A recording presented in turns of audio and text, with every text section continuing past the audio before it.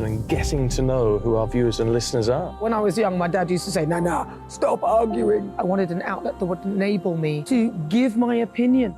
People are going through a really hard time right now, and I know that you don't feel like you're being listened to by the establishment. I came to GB News because it's the People's Channel, and I want the audience to have their say on the events of the day. We're dynamic. We do something different. Democracy shows that the wisdom of the nation is in its people. I get to travel to find out what the story is from a personal perspective. The British people aren't fools. We know when we're not being told the full story. We've got to work out how Britain moves forward from this. It's the best country in the world. The establishment had their chance. Now we're here to represent your views. Britain's watching. Britain's watching. Britain's watching. We're proud to be GB News. The People's Channel. Britain's news channel.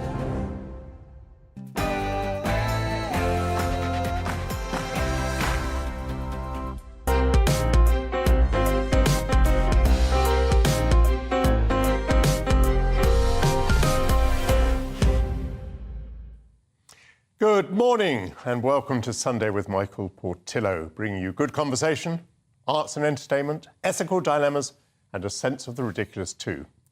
On today's show, an authoritative report reveals that those working in the PREVENT programme, on whom we relied to de-radicalise potential terrorists, succumbed to political correctness, pouring resources into investigating alleged right-wing plotters whilst treating violent Islamist extremists as victims. Some of those people would go on to commit murder. After the earthquakes in Turkey and Syria, the survivors face freezing temperatures and the threat of disease. We look at the challenge of reaching them with aid.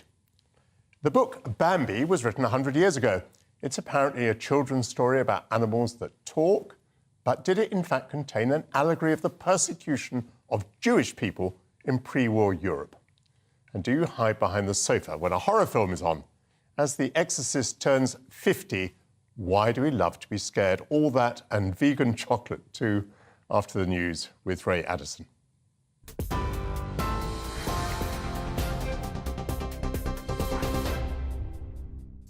Thanks, Michael. 2 minutes past 11, here's the latest. The Labour Party is urging the BBC chairman to consider his position after MPs found that he'd breached standards when applying for the role. A cross-party committee says Richard Sharp made significant errors of judgment when he failed to declare that he'd helped Boris Johnson to secure a loan when he was Prime Minister. Shadow Culture Secretary Lucy Powell is questioning whether he's still able to uphold trust and independence in the broadcaster. This damning report, it really is an unprecedented report, means that Mr Sharp's position is increasingly untenable, and he really should now reflect on whether he's able to carry out that very important role as the BBC chair to uphold public trust and independence of the BBC. Turkey has ordered the detention of 113 suspects in connection with the construction of buildings that collapsed in Monday's earthquakes. It comes as the death toll in Turkey and Syria rose to more than 28,000. Some rescue operations have been halted in Turkey after reports of looting, whilst hundreds of thousands of people have been made homeless in the middle of winter. Ünal Şevkovic is the former Turkish ambassador to the UK. He told us the focus is now on the survivors. The search and rescue operations are probably coming to an end because it has been almost a week now. And although yesterday there were some survivors who have been rescued from under the rubble, I think it is probably coming to an end. Now, the most important thing is the sustainability of the survivors and to create the living conditions for them, because it is very difficult. There's still no electricity and no heating. Well, back here, the UK is warning it's ready to go it alone over scientific research if the post-Brexit row with the EU can't be resolved. The Secretary of State for the government's newly created Science and Technology Department says she's prepared to snub the EU's £88 billion flagship research scheme. Writing in The Telegraph, Michelle Donnellan said the UK could collaborate on scientific research with the US, Switzerland and Japan instead. Well, Labour says lives could be lost as a result of long ambulance waiting times outside of Scottish hospitals. New figures obtained by the party show that more than 4,000 patients have to wait more than 4 hours in 2022. The longest wait time at Cross House Hospital in Kilmarnock was almost 17 hours. However, a spokesperson for the Scottish Ambulance Service says the average wait time is just 41 minutes. The brother of murdered 2-year-old James Bolger says he'll never forgive the killers. That's 3 decades after the crime. James was snatched from a shopping centre and killed by 2 men, formerly known as John Venables and Robert Thompson, when they were aged 10 at the time, in Merseyside in 1993. John Venables is currently behind bars, and Michael Fergus says he should stay there to give justice for James. A private Russian military group claims its troops have seized an area near the city of Bakhmut in Ukraine's Donetsk region. The founder of Wagner says the mercenary force has taken the village of Krasna Hora after making small but steady gains since last summer. Kyiv's top military commander says Ukrainian forces are holding the front line and regaining lost positions. A second unidentified flying object has been shot down by the US military, this time over Canada. Canadian forces will now recover and analyse the wreckage of the cylindrical object. It's believed to be similar to the Chinese surveillance balloon, which was shot down off of the US coast a week ago. Former CIA Lieutenant Colonel Anthony Schaefer told GB News there's no confirmation that the Chinese were responsible. DoD is being very reluctant to release all the information they have. Why that is, I can't answer that. But the 2 objects that they shot down, I think, are drones. They're some sort of unmanned object, remotely piloted, something that is designed to go, I think they said 40,000 to 50,000 feet. These things can interfere with air travel. I think that's the legitimate reason they shot them down. But DoD, the Pentagon's just not saying everything they know at this point. And I don't know why that is. And Harry Styles dominated the Brit Awards last night, winning all 4 of the awards he was nominated for, including Album and Artist of the Year. The former One Direction star acknowledged what he called his privilege in his speeches. The annual music event at London's O2 Arena faced a backlash over its gender-neutral categories this year. It's after the Best Artist list featured male performers only. This is GB News. We'll bring you more as it happens. So let's get back to Sunday with Michael Portillo.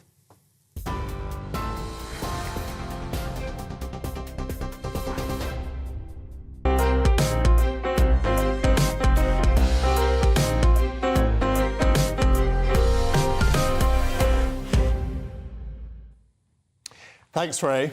Another Sunday and another job hangs by a thread. It seems that the all-party House of Commons Digital, Culture, Media and Sports Committee finds that Richard Sharp displayed a serious error of judgment and has undermined trust in the BBC, where he is chairman.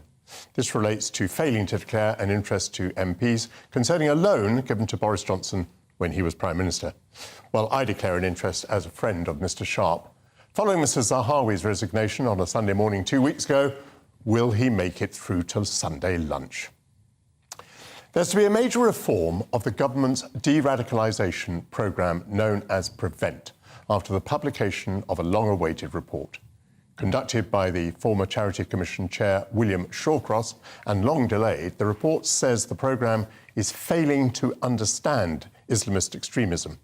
It doesn't pull its punches. It accuses PREVENT of addressing the personal vulnerabilities of extremists rather than the danger that they pose. PREVENT money, taxpayer money, found its way to organisations that support the Taliban. 7 out of 13 terror attacks over the last 6 years, including the murder of my good friend Sir David Amess MP, were carried out by extremists who had been referred to the inappropriately named PREVENT. The organisation says the report puts too much emphasis on the threat from right-wing extremists at the expense of neglecting the greater danger from Islamist terrorism, partly because of fear of being accused of being racist, anti-Muslim or culturally insensitive. First ordered by the former Home Secretary Priti Patel back in 2019, the report makes 34 recommendations that have all been accepted in full by her successor, Suella Braverman. You have to wonder how things can go so badly wrong. In a moment, we'll speak to Wasiq from the Henry Jackson Society, but first I'm joined by Sir Peter Fahey, former Chief Constable of Manchester Police, and previously the National Police lead on PREVENT, and Professor Anthony Glees, a security expert at the University of Buckingham. Peter, I asked the question just now, how can things go so badly wrong? You were very strongly connected with Prevent, I think some time ago. Do you accept that something has gone badly wrong? What is it and why? I think the problem is, Michael, that the whole issue about de-radicalisation, how you identify people who are potentially dangerous and violent, and how you change their mindset is still a very inexact science, despite now many years of experience and huge amounts of research. Really, the science is very inexact. I don't think actually this report is very radical. The recommendations are mostly technical, and I don't think it really gets to the heart of the issue. As you say, it's 4 years old. There's been a long delay in it being published, and I think the danger is it's looking backwards as to how things have been. But I think the general issue is this is a very, very difficult issue to operate in. Prevent has tried to go upstream to deal more and more with ideologies. We got into a big issue about what's the nature of extremism. There was a whole debate about what are British values and not British values. And the danger is, when we do that, we also undermine some of the values that, of course, ISIS themselves are trying to attack. So there's no mistakes, but actually I would also just question that there are some fundamental weaknesses in the approach overall. Yes, well, it's pretty clear from the report there are fundamental weaknesses in Prevent. What are the weaknesses you identify in the report? Sounds as though you weren't entirely happy with the report by William Shawcross. Well, I think it doesn't stand back far enough and actually question the huge amount of resources going into Prevent when you look at the relatively, thankfully, very small number of people that are actually killed in these terrorist attacks, compared to lots of other risks and dangers that we face in society. And I don't think it challenges enough whether it's right to go so far upstream into what people are thinking and how they practice their faith and what their opinions are. Because, as I say, there's a danger that actually achieves the aim that ISIS themselves are trying to achieve.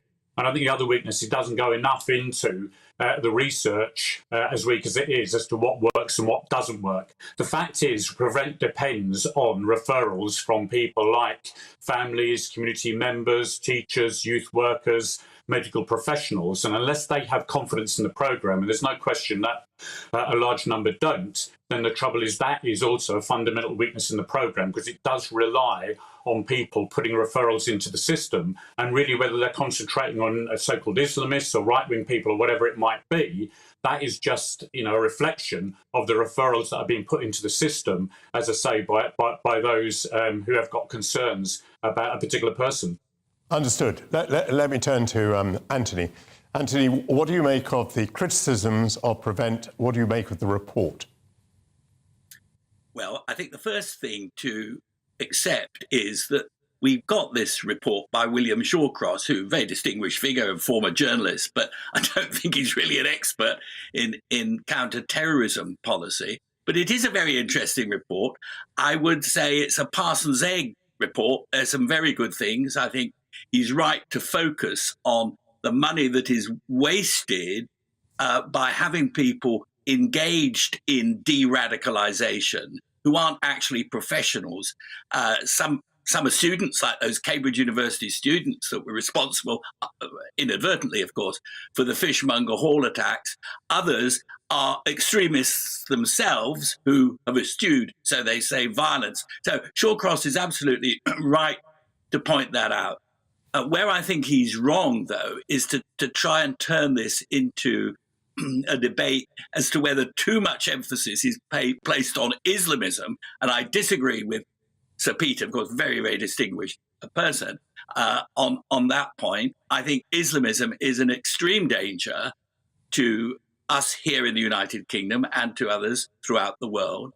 But Shawcross then says too much emphasis is placed on right-wing extremism, and there should be no counter-terrorist activity against incel. These are the people who are intentionally celibate. And people will remember the awful case of, in Plymouth, 5 people killed by a loony but highly dangerous person who wanted to terrorize women.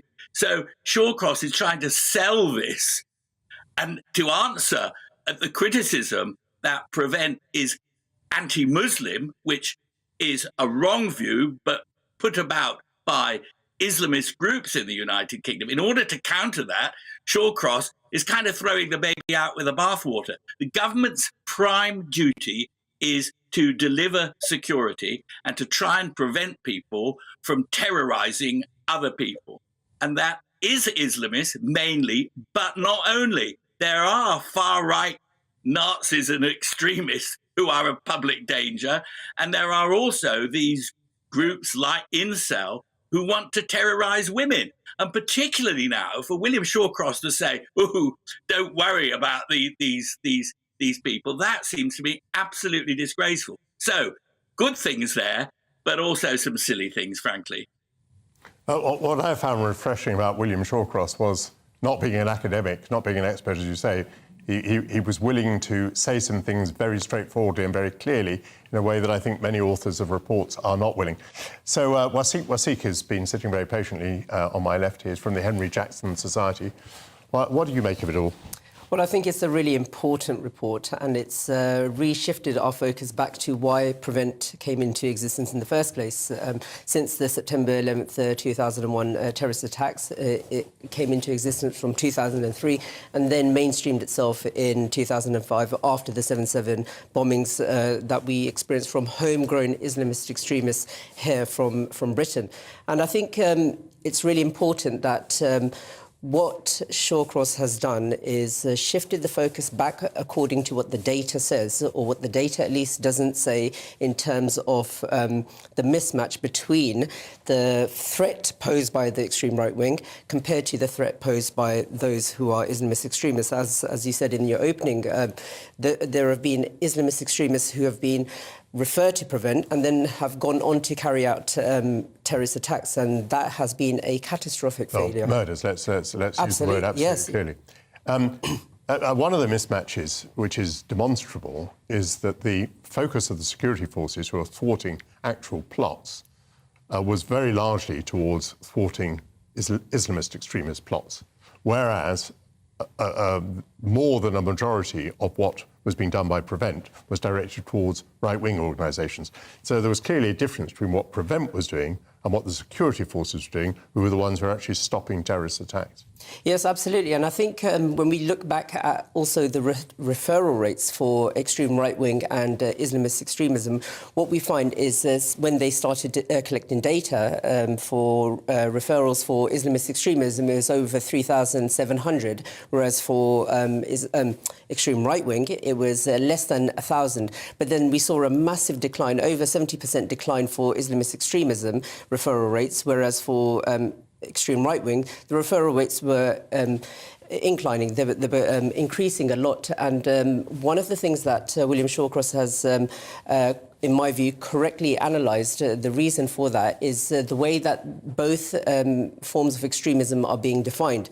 For example, when it comes to extreme right-wing, it's so broad that they're now including people who are normal conservative or right-wing commentators, whereas for Islamist extremism, it's narrowed so much, potentially because there's a fear that you could be accused of Islamophobia or anti-Muslim hatred if you refer someone who happens to be a Muslim to Prevent. Would I be wrong to think that there is a natural tendency within organisations like this to move towards political correctness, to move away from the fundamental reasons for which they are established? And that's an important question, it seems to me, because is there really any hope that the report will bite, that things will change? Well, I hope so. I think there's a case study, there's a police association who's hoping to now remove the term Islamism and jihadism from counterterrorism terminology. And that's obviously problematic because we need to be able to call it what it is. And I hope that this report can really push back against that and to refocus our efforts back onto what we're meant to be dealing with rather than being cowed by political correctness. And Peter Fahy, if I may just ask you, because you're the one who has the most acquaintanceship with the organisation, just very briefly, could you tell us, do you think it's likely that the report will bring changes at Prevent? I myself am not sure that it will, because Prevent has got to be driven about what is the latest threat, harm and risk. You know, what is the current security picture? And I think a lot of the police officers, and Prevent is part of the anti-terrorism effort, they will be driven by, number one, absolutely what are the referrals coming from local people, from the agencies and the communities, but they will be specifically driven by what is the risk that they see, who are the most dangerous people. And the key thing really for Prevent is to concentrate on those people who are likely to transfer their ideology into violent action. That is where it started from, and that's what it should go back to. Many thanks to you, Sir Peter Fahy, to Wasiq here in the studio, and to Professor Anthony Glees. Coming up, the awards that celebrate both the political and literary worlds. I will speak to a nominated author. That's after the break.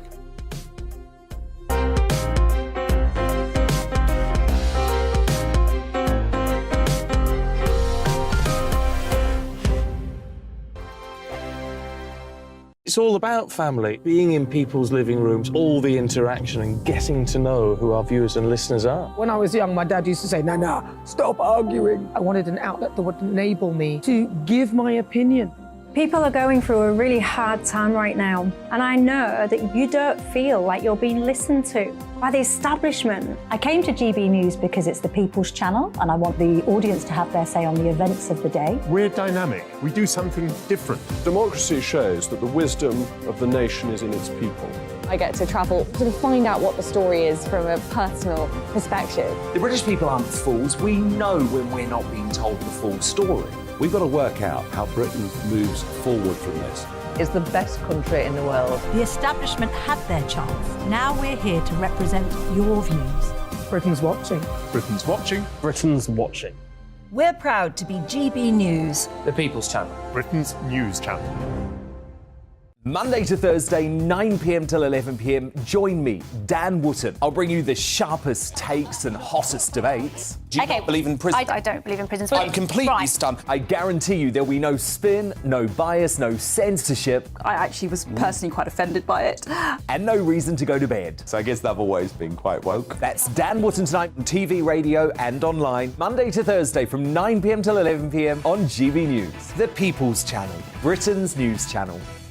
Hello, I'm Michelle Dewberry, and you can join me every weekday 6 till 7 on Jubes and Kerr. You're an inspiration to us all. Clip that bit up. Well, you are. That's my ringtone. My political ambitions are, those days are gone, I can tell you. She's only teasing. Go on. He's probably going to want to lay down now. I'll give him 2 minutes to have one. Let's respectfully disagree. That's what we like Absolutely. on Jubes and Kerr. Come and join us. GB News, the People's Channel. Michelle Dewberry, weekday evenings at 6 o'clock. I'm Simon Evans. Join me on GB News for Headliners at 11 p.m. What's the scoop? I'll be joined by 2 of the country's top comedians. That's right. As we take a look at tomorrow's newspapers tonight. We're going to get into trouble. If it's a big story, we'll be covering it. Spill some tea on him. There we go. But we'll also have some fun. I wouldn't stick up a bank.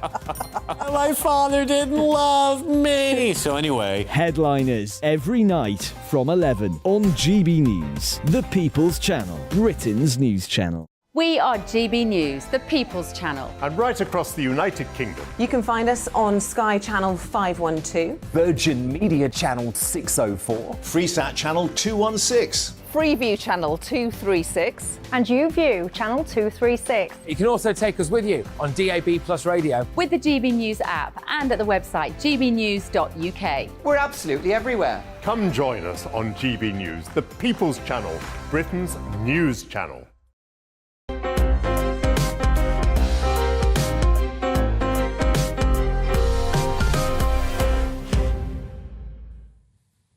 Welcome back.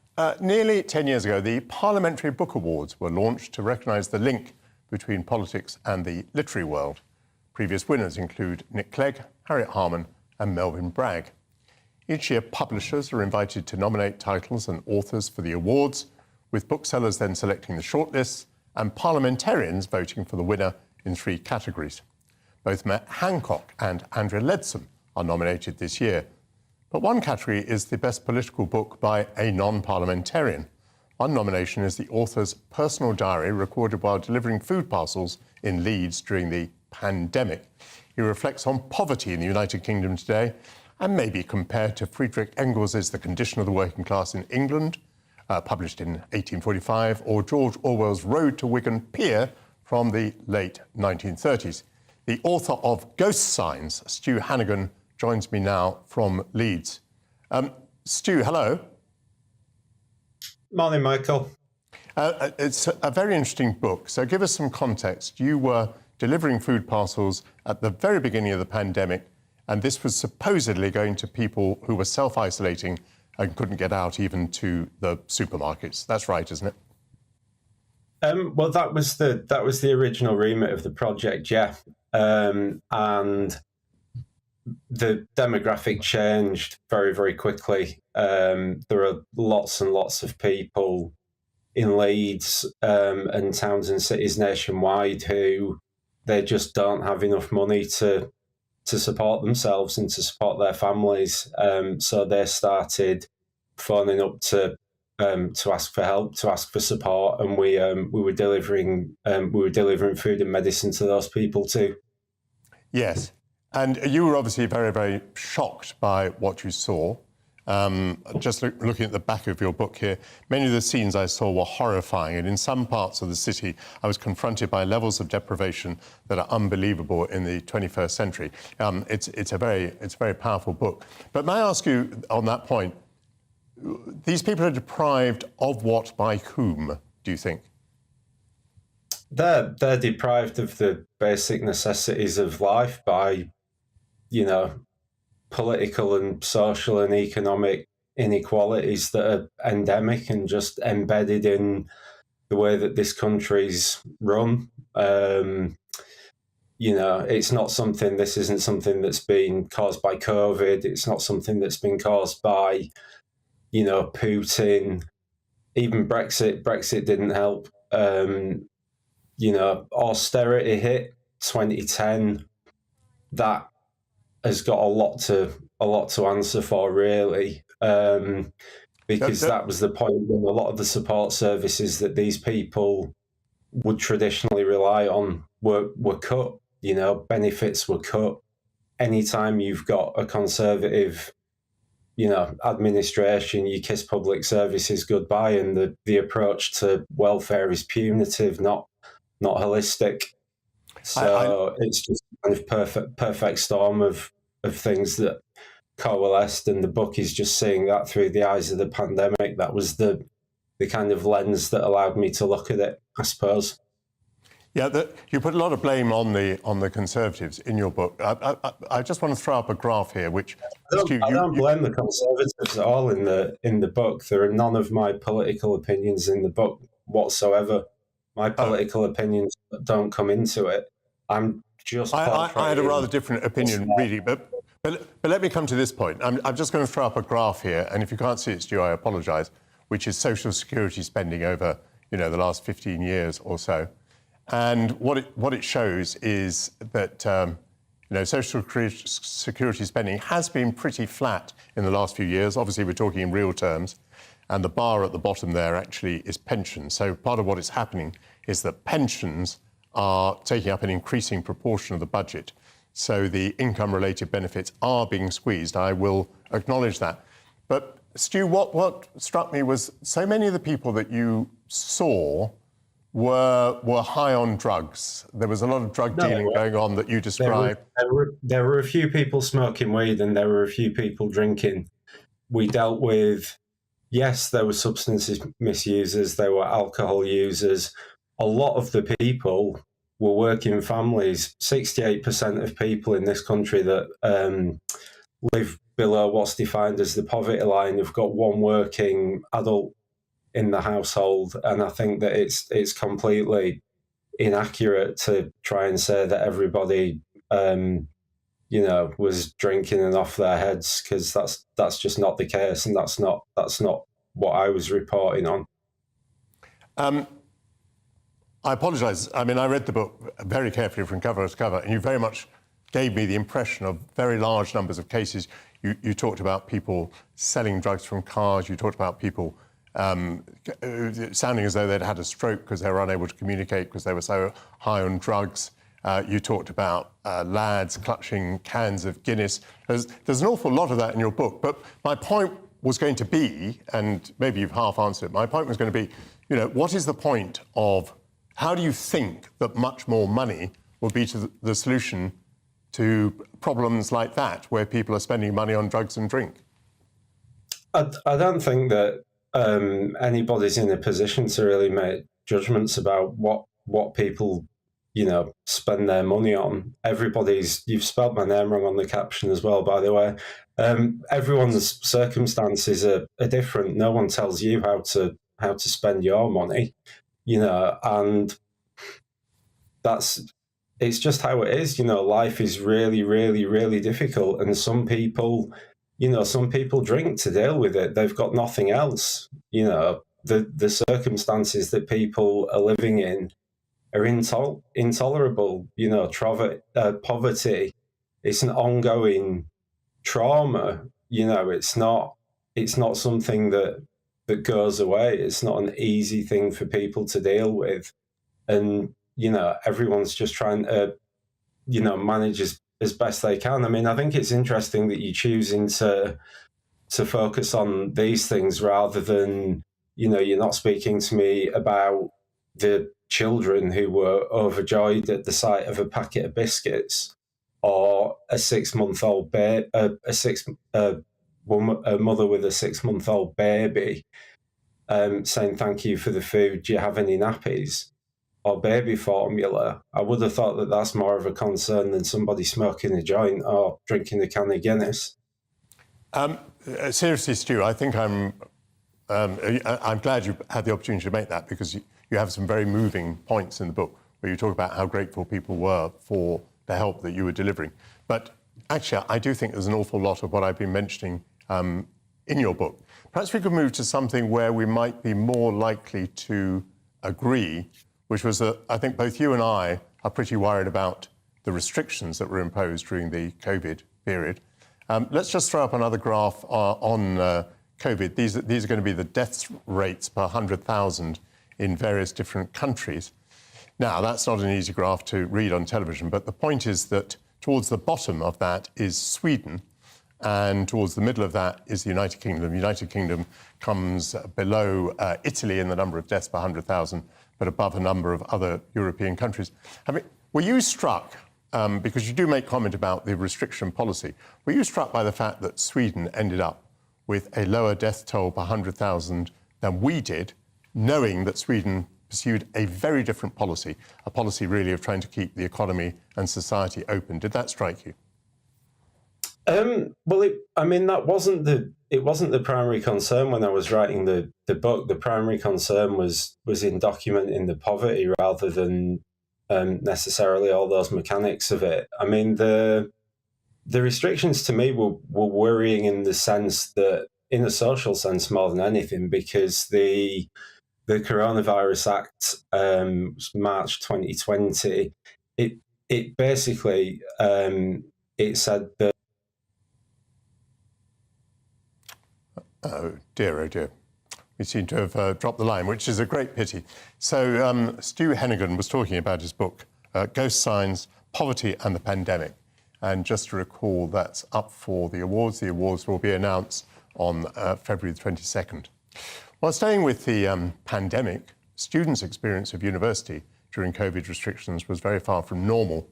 Instead of being on campus, in libraries and labs and attending lectures, most spent their time alone facing a computer screen. Undergraduates, nonetheless, were paying over £9,000 a year in fees. Now, over 80,000 graduates have joined a mass legal action against universities demanding refunds for the quality of their teaching during lockdown. Ryan Dunleavy from the law firm Harkers Parker is leading the action, and David Hammond, who is a student, is also part of the claim. David, do you want to tell me a little bit about your experience of lockdown? Of course. So I did a 1 year's master's right in the middle of the pandemic at UCL. And it absolutely was not what I was sold. Sort of studying a master's in international politics at London's Global University is supposed to be a space for people from all different backgrounds, different experiences, cultural perspectives to come together and to share and exchange and to carry those perspectives out into the world. And what we ended up with was online seminars where nobody spoke. And the reason for that is it's just nearly impossible to generate the sort of environment in an online seminar where people feel comfortable to share controversial opinions. For that, you need the space in between the seminars. You need the social interaction to build trust and to build those networks to then carry out into our careers. That's what the universities market themselves with. Absolutely, I entirely see that. Why were the universities to blame? They didn't create the pandemic. No, they didn't. And nobody's trying to blame the universities, but the fact is that the universities saved money by moving tuition online during the pandemic. Can you quantify that? And we lost out on our experience. No, I can't quantify that. They haven't made the experience, the statistics available. But we lost out on the experience there, and we were promised a service.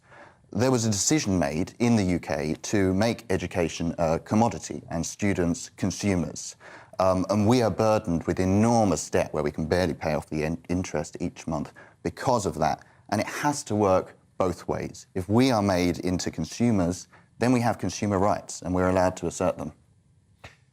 It seems to me, by the way, sticking with you, David, just for a moment, that this goes back a little bit further. You talk about being made into consumers.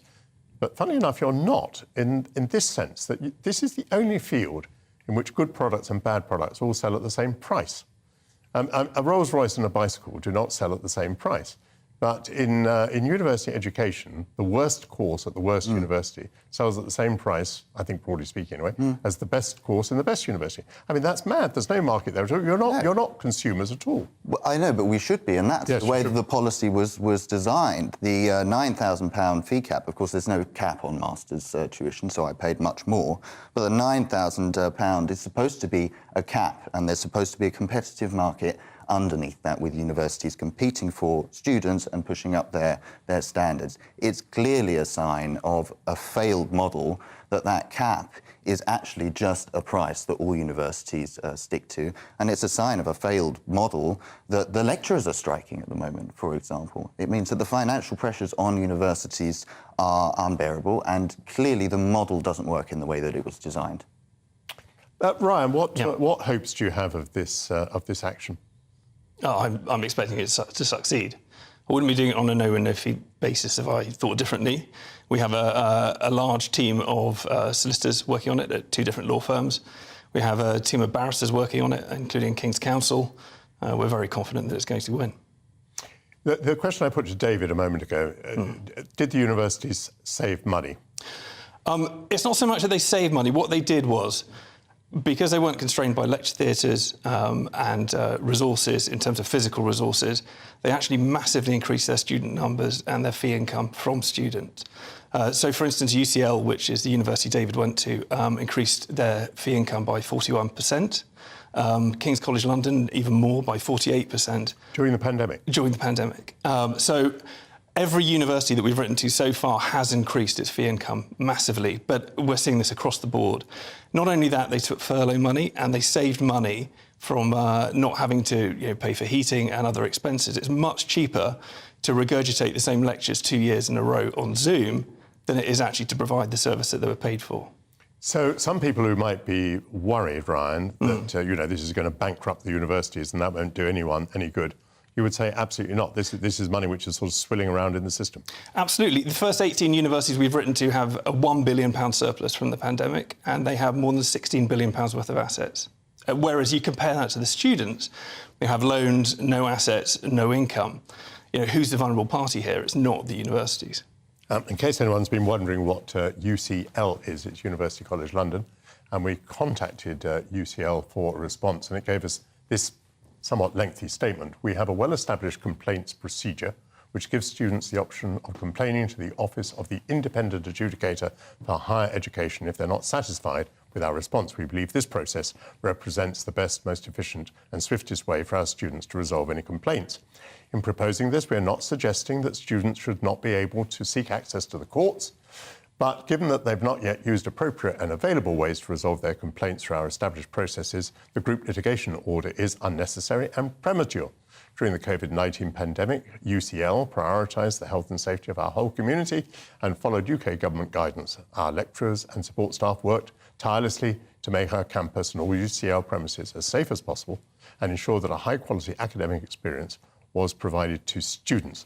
Ryan, basically what that says is you should go through internal procedures before you go to law.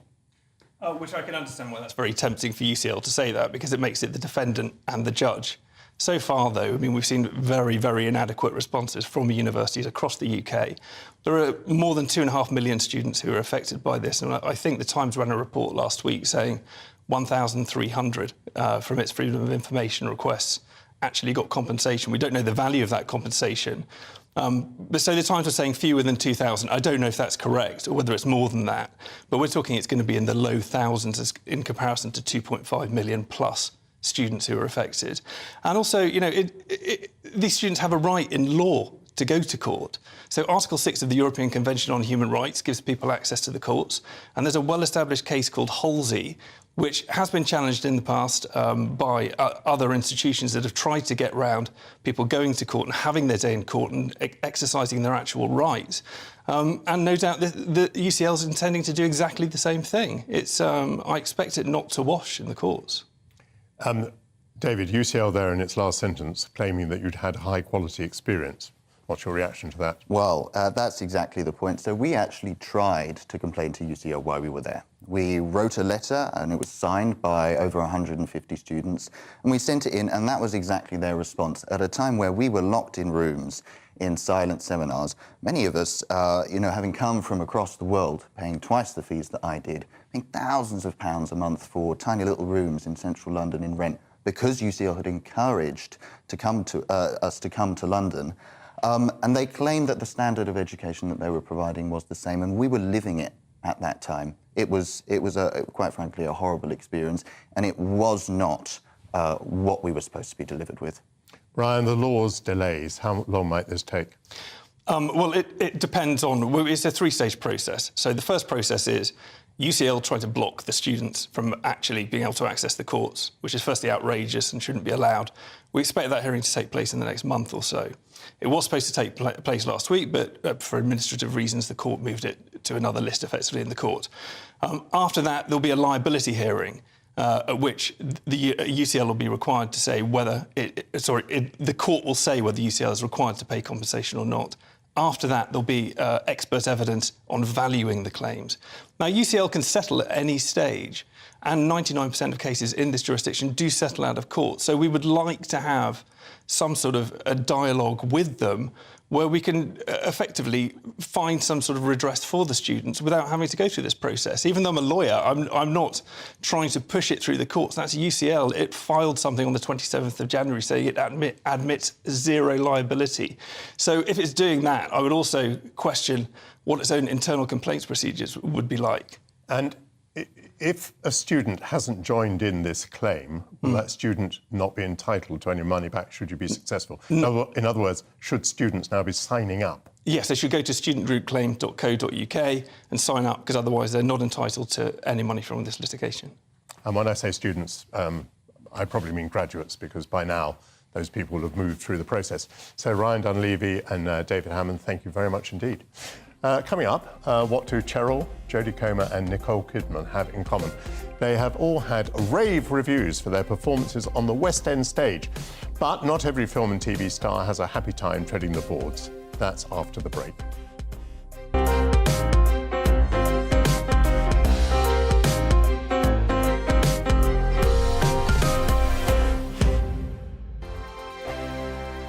We are GB News, the People's Channel. And right across the United Kingdom. You can find us on Sky Channel 512. Virgin Media Channel 604. Freesat Channel 216. Freeview Channel 236. And YouView Channel 236. You can also take us with you on DAB Plus Radio. With the GB News app and at the website gbnews.uk. We're absolutely everywhere. Come join us on GB News, the People's Channel, Britain's news channel. Join me every Sunday at 6 p.m. for Gloria Meets. In exclusive interviews, I'll be finding out who our politicians really are and what they really think. It's something that you would never want anyone to suffer. I didn't know what channels there were. I didn't think I'd be believed. I must have weighed about 7 stone and I'm 5'8". My instincts was to sort of cover this up. I mean, clearly that was a mistake. Join me every Sunday at 6 p.m. on GB News, the People's Channel. Britain's news channel.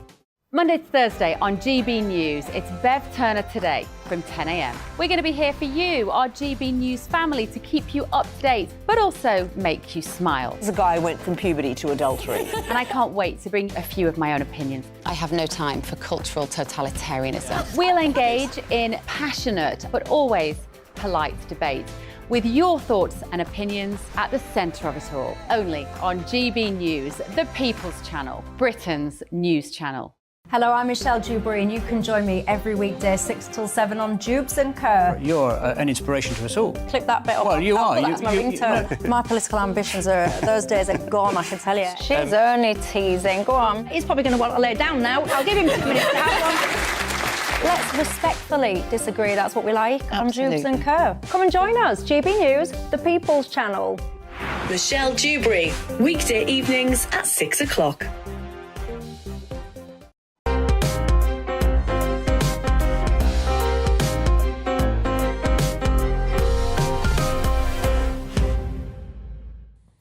Welcome back. She started life as Cheryl Tweedy on a talent show called Pop Stars The Rivals. Winning a place in the girl group Girls Aloud, she went on to pop star fame and fortune and dropped any last name to become just Cheryl. She's now in the West End production of 222, A Ghost Story, and is the latest star to make the transition from movies, TV to serious stage actor. Express Online arts editor Stefan Kuriazis has been to see her performance and joins me now. What did you make of it? Oh, Michael, I went in with my knives sharpened and I was actually very pleasantly, happily surprised. I really enjoyed it. I was convinced. She'd done the work, which was very obvious. There was no sense that this was Cheryl, the star up there. She didn't pull focus at all. There's a lot of moving parts in this show. There's jump scares, there's flashing lights, there's a very pacey script, 3 other people on stage, and a very busy set. She handled herself perfectly, and I was moved, which I did not expect at all. More so than the first time.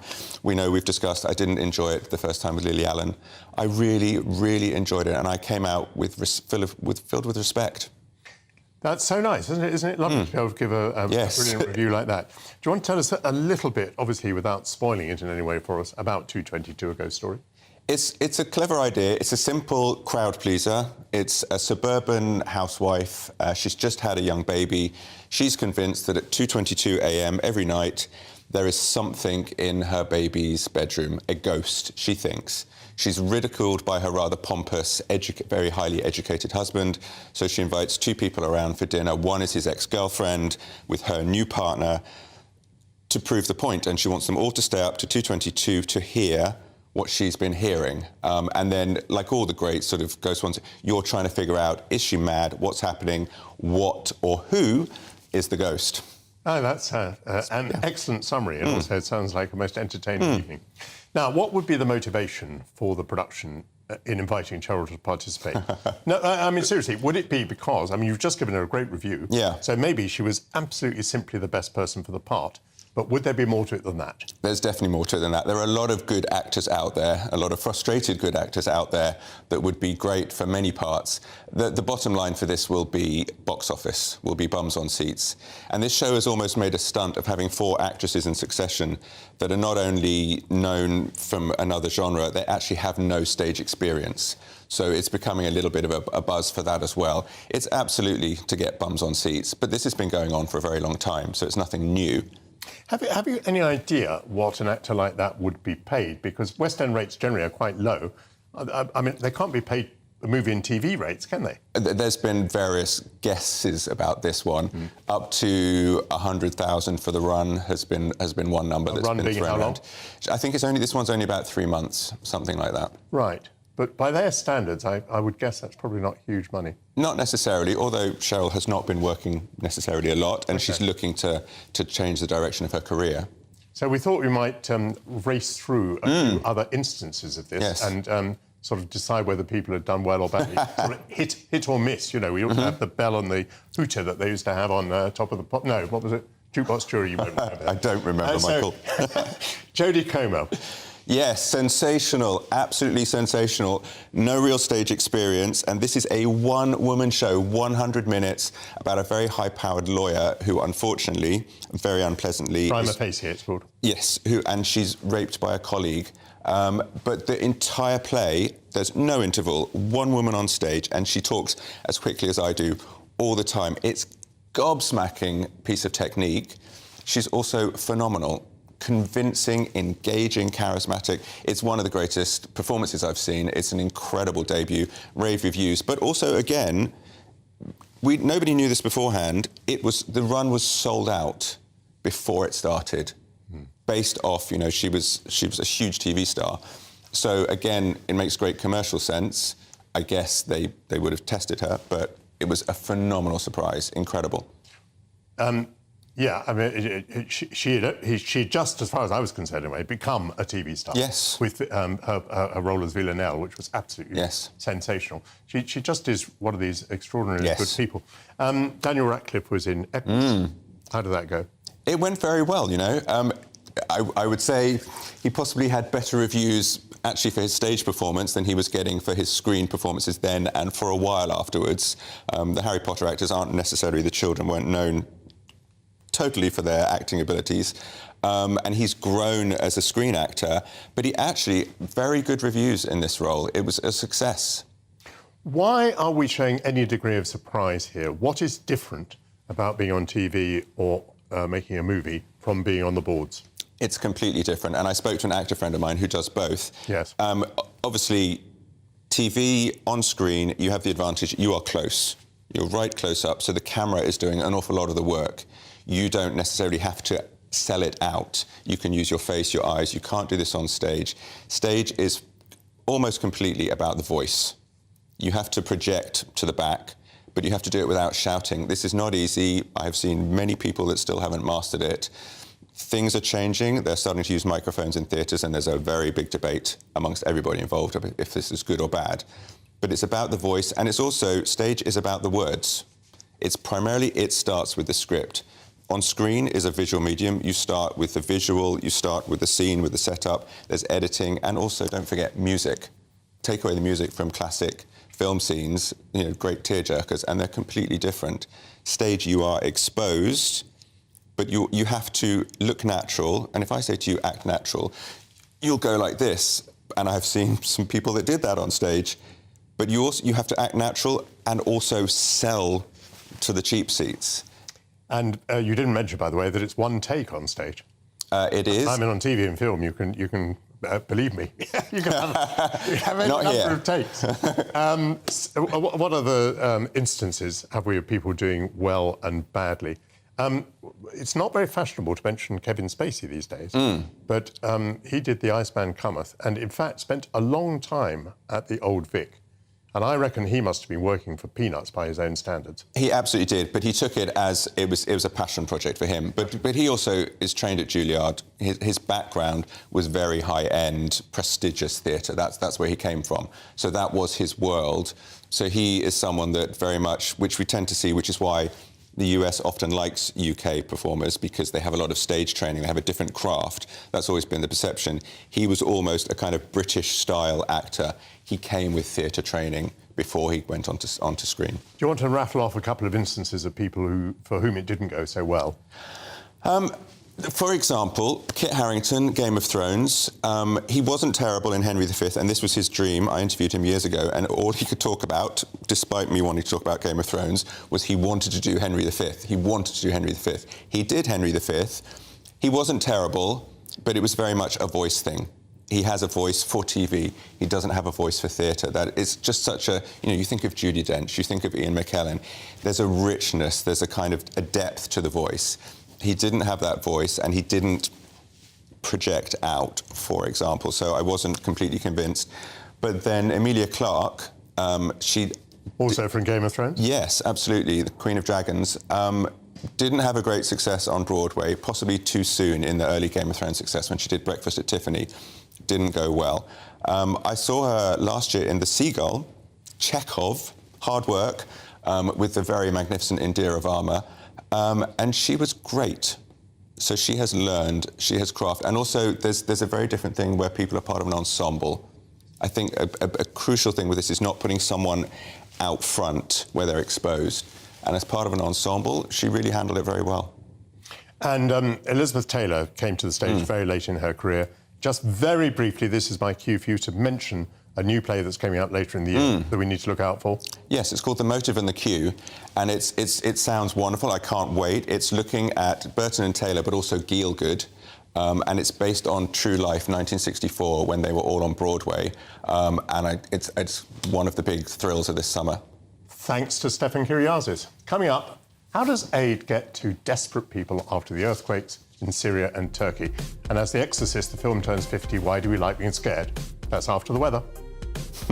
Hello, I'm Rachel Ayres and welcome to your latest weather update from the Met Office. Now looking ahead to the start of the new week, and it'll be dry for many with some frost and fog. Though looking across the north, the breeze will start to pick up as these weather fronts start to make a little bit of eastwards progress towards that high. And it will also bring a few outbreaks of rain as we head into the new working week. But back to this evening and overnight, and with some clear spells around for northern and western areas, we could just see a few patches of mist and fog forming. Be mostly cloudy elsewhere, though we might start to see a few clear spells developing in the far southeast towards the early hours that could just bring a few patches of fog. Be a mostly mild night with all that cloud around, but there could just be a patch of rural frost for northern and eastern areas. So a cloudy start to start the new week, though as we head through the day on Monday, that cloud will start to lift and break and will bring some sunny spells, particularly as we head into the late morning and the early part of the afternoon. Temperatures will be once again above average for the time of year, with highs of 10 to 12 across the south. Now, as we go ahead into Monday evening and overnight, with a few more in the way of clear spells, there's a greater risk of frost and fog. The greatest chance of seeing fog will be across the southeast, so we've got the lightest winds through Monday night. Though there'll be some cloud moving into the west, bringing some outbreaks of light rain and drizzle and a stronger breeze too, so a milder night here. Though with those clear spells, a cooler night in the east and a chance of seeing a patchy rural frost. So into Tuesday, we've got that cloud moving in from the west, bringing some outbreaks of rain and drizzle to the far north and west, with the best chance of any sunny spells in the south and east. Looking through the rest of the week, it'll be generally settled for many, with a few outbreaks of rain towards midweek and temperatures above average. Our GB News, and we'd like to say thank you to each and every one of you for bringing us your conversations, for helping our great nation find its voice. We are here for you on radio, television and online, across England, Scotland, Wales and Northern Ireland. It's not the BBC, you actually get your facts right. We are proud to be GB News, the People's Channel, Britain's news channel.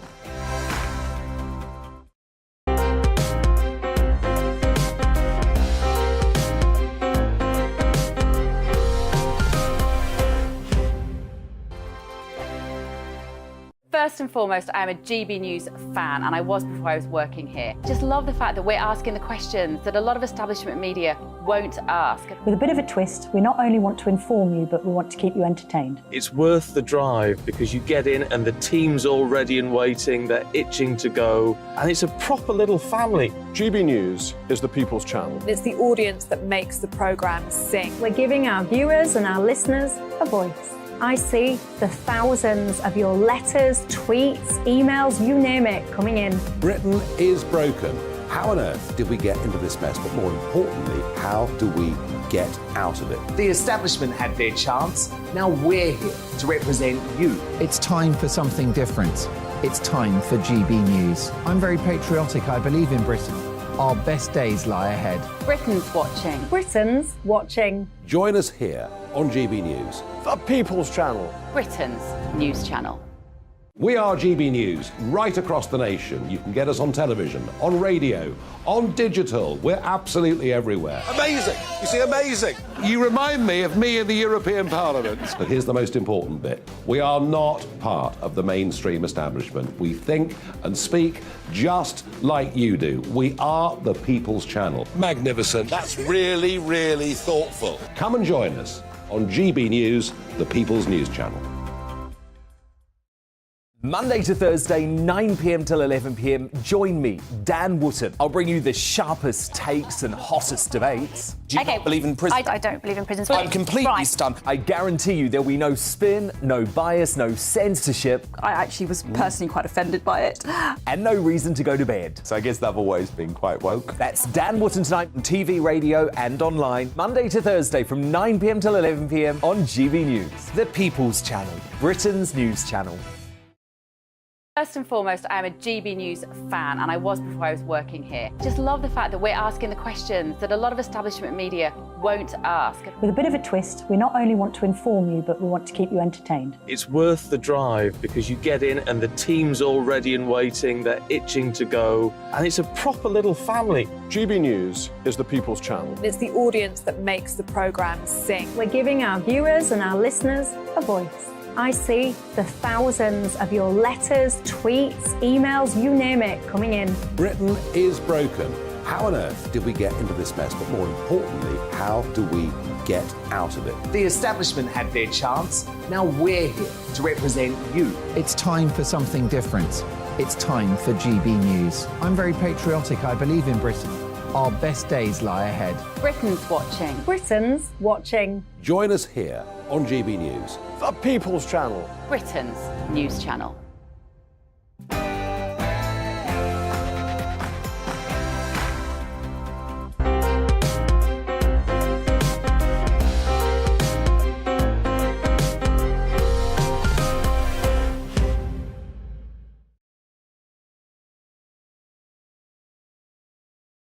Michael Portillo, bringing you good conversation, arts and entertainment, ethical dilemmas, and a sense of the ridiculous too.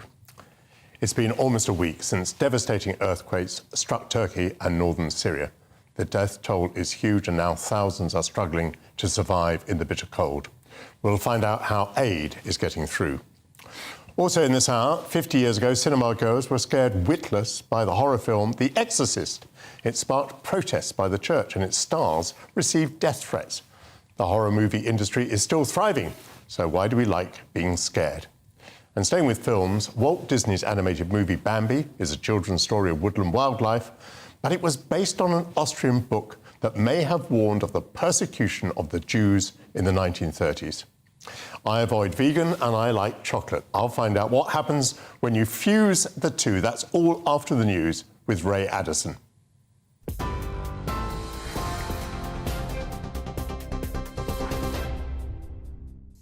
Thanks, Michael. 2 minutes past midday, here's the latest.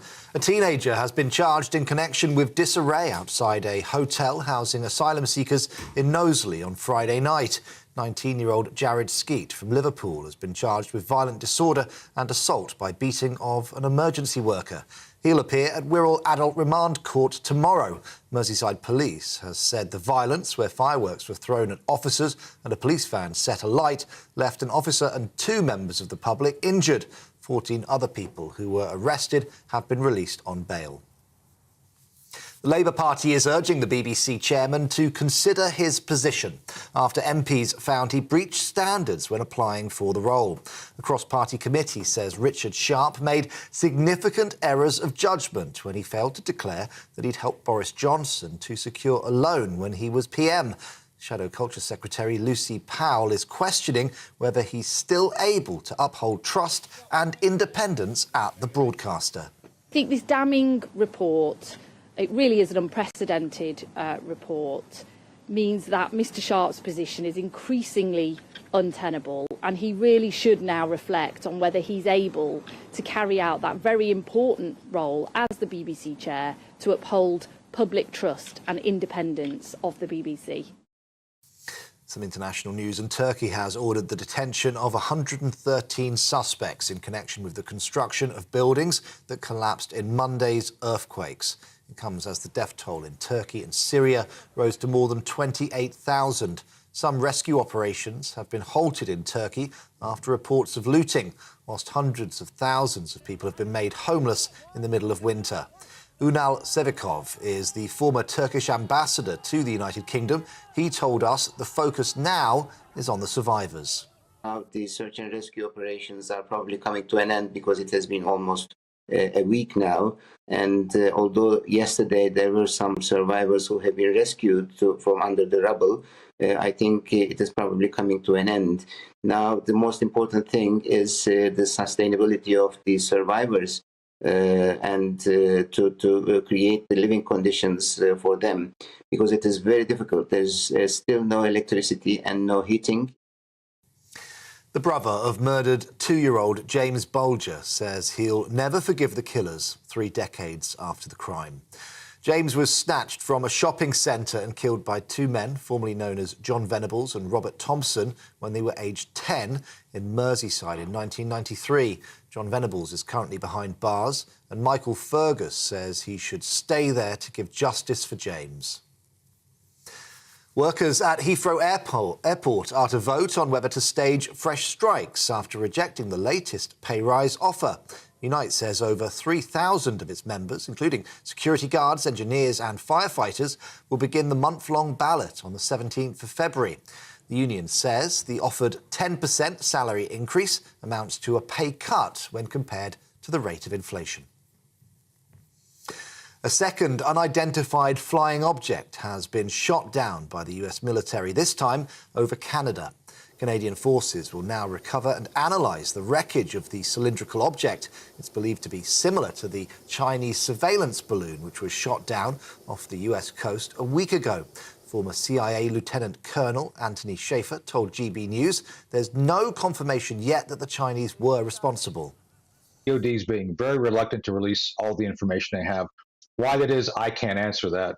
But the 2 objects that they shot down, I think, are drones. They're some sort of unmanned object, remotely piloted, something that is designed to go, I think they said 40,000 to 50,000 feet. These things can interfere with air travel. I think that's the legitimate reason they shot them down. But DoD, the Pentagon's just not saying everything they know at this point. And I don't know why that is. And singer Harry Styles dominated the Brit Awards last night, winning all 4 of the awards he was nominated for, including Album and Artist of the Year. The former One Direction star acknowledged what he called his privilege in his speeches. The annual music event at London's O2 Arena faced a backlash over its gender-neutral categories this year. It's after the Best Artist list featured male performers only. This is GB News. We'll bring you more as it happens. Now let's get back to Sunday with Michael Portillo.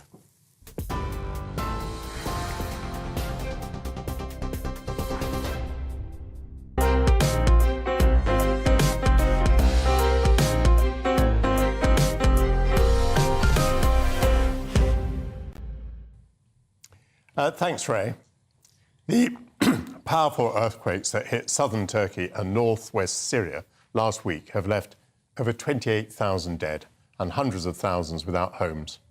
The rush to rescue those buried under the rubble and now to provide clean water, food, shelter and life-saving medical care has been made much more difficult by freezing winter conditions.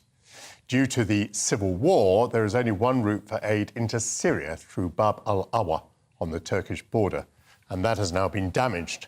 The White Helmets group leading the rescue effort says that time is running out for the victims. Emergency Relief Coordinator at the United Nations, Martin Griffiths, tweeted this morning, quotes, "We have so far failed the people of northwest Syria. They rightly feel abandoned, looking for international aid that hasn't arrived." UK aid charities have come together to coordinate their appeal for aid through the Disasters Emergency Committee. How should the response be organised and prioritised? I'm now joined by Shadow Cabinet Minister for International Development, Preet Gill MP. Good afternoon to you. Good afternoon, Michael. What do you believe Britain's role should be in this? And as far as you can see so far, do you think that Britain is living up to it? Well, I think, very early on, I mean, this is a devastation that will impact any country. I mean, it's so immense in terms of infrastructure, including schools, hospitals have been flattened, and so many of our diaspora communities are clearly worried. And of course, the UK response has been to disperse 77 rescue and service personnel with their equipment, and that was the right thing to do. And of course, medical aid teams, because we needed to assess, the impact of those that were being recovered. And of course, on day one of the DEC appeal, the British public have just shown so much generosity by raising 30 million on day one, and the government has said it will, of course, match 5 million. But I think the worrying situation, as Martin Griffiths has highlighted, and rightly so, is in that northwest Syria, that one border crossing that existed. We saw very early on that was disrupted, and then it was reopened. And this has always been, weaponized in terms of aid delivery. But there are millions of people who faced 12 years of that brutal conflict in Syria. They cannot be forgotten. 90% of those were already reliant on humanitarian aid, even before the earthquake. So there's a cholera outbreak. The freezing weather makes this very, very challenging. So in Syria, there's a crisis really within a crisis. And what we need to see, and of course the UN are trying to negotiate, we've got to use our seat on the UN Security Council, is that we've got to be pushing for more border crossings. Now, there were 4 in 2021 that were closed. So, Bab al-Hawa was the only border crossing we had. This makes it really challenging because, of course, there's been devastation on both sides. And the second part of this, sort of phase is absolutely going to be making sure that we are treating those people that have survived, and medical health needs are going to be really, really important going forward. But when Martin Griffiths said that the people were being failed by the international community, what do you think he meant by that? Because what you've just put your finger on is, a failure by authorities on the ground. In what sense has the international community failed Turkey and Syria? Well, they failed because, of course, we have a seat on the UN Security Council. We should be negotiating. You've got to, of course, the UN's been negotiating with Syria. We've got to have more border crossings. We cannot just have one crossing that absolutely reaches the people of Syria. And then, of course, it's about making sure aid goes to everyone in Syria. At the moment, it's down to the Syrian government to decide where that aid goes. And of course, they won't want that to be going into opposition-led areas. And so there's got to be conversation had, coming together of the international community to absolutely be clear why they need these extra border crossings, why we need to make sure aid is going to have to get through. Because, of course, the next phase is absolutely going to be around a wide-scale emergency shelter construction. That's going to be really crucial for the coming weeks and months. Of course, none of this can happen if you can't get aid across the border. And the White Helmets are absolutely right. Whilst the government has pledged some money for them, let's not forget that Syria has faced huge amounts of cuts, and country offices were being asked by this government to consider 30% of cuts. Now, we need to know from our own government what on earth it's now saying to country offices, because, of course,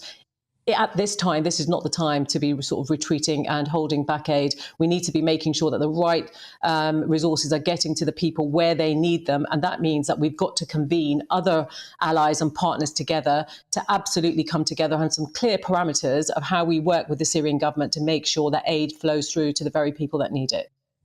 Preet Gill, MP, thank you very much indeed, opposition spokesman.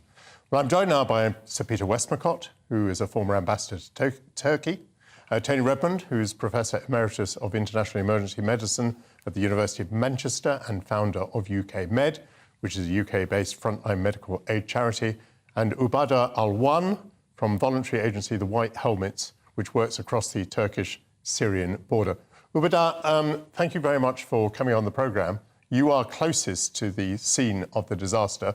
What is your impression of how the rescue efforts are proceeding at the moment? Thank you so much for having us, first of all. The rescue efforts are, we're in the recovery phase at the moment. The last person that we found, we were able to dig out alive, happened last Thursday. We're still searching for people. We're still searching for bodies, whether dead or alive. But right now, we're also trying to focus on the recovery stage, as now 10,000 people have been displaced and approximately 30,000 people are homeless. Now we have to focus on electricity and water and rebuilding the infrastructure as well. People are out in the streets. We're also in the middle of a very harsh winter, and there's nowhere to go. There's been some shelters and camps set up, but it's just not enough to deal with the scale of this catastrophe. How serious a problem for you is the problem that we were talking about just a moment ago the absence of border crossings? It's a very serious problem. I mean, it's definitely hindered our own response efforts. We could have saved a lot more lives in the beginning. We were asking for tools and rescue equipment and manpower, but we're an organization of 3,000 people approximately dealing with a population of 4 million. It's just way above the capacity of one organization to deal with. Do you want to say a word about what White Helmets is, Ubeda? Yes, White Helmets is an emergency response organization that started around 2014 in response to the bombings by the Assad government and their backers by Russia. And let me bring in Tony Redmond, if I may. Tony, hello. Thanks for joining us. Your reaction to the relief efforts so far and the problems that are being faced. Are you surprised by what's been happening, and can you see solutions? No, I'm not surprised. A disaster of this magnitude will bring the problems that we've seen. But there has been over probably the last 5 to 10 years a great improvement in the coordination of medical aid in particular. There is an emergency medical teams initiative from the World Health Organization, where teams now have a set of standards and classification that they can refer to, so as the affected country can know the type of medical aid that's being offered and where best to place it. I think it's important for people to understand that different types of medical assistance that is required after an event such as this. Obviously, earthquakes cause direct injuries, but if people are bleeding internally from these severe injuries, then if they are to survive, they will have to be treated by those on the ground with them, because people can die very quickly from that. But for every person who dies in an earthquake, there's 3 or 4 severely injured, and they require further surgery, sometimes over days and weeks, to treat these complex injuries if they're not to die further down the line or if amputations are to be avoided. But then there's also a severe disruption to the normal healthcare service, which people often overlook.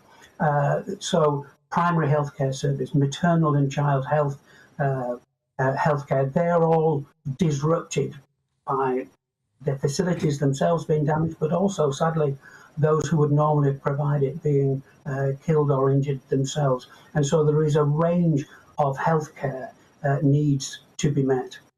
They're talking about 86,000 injuries. And Tony, this operation would need to continue for some very long time.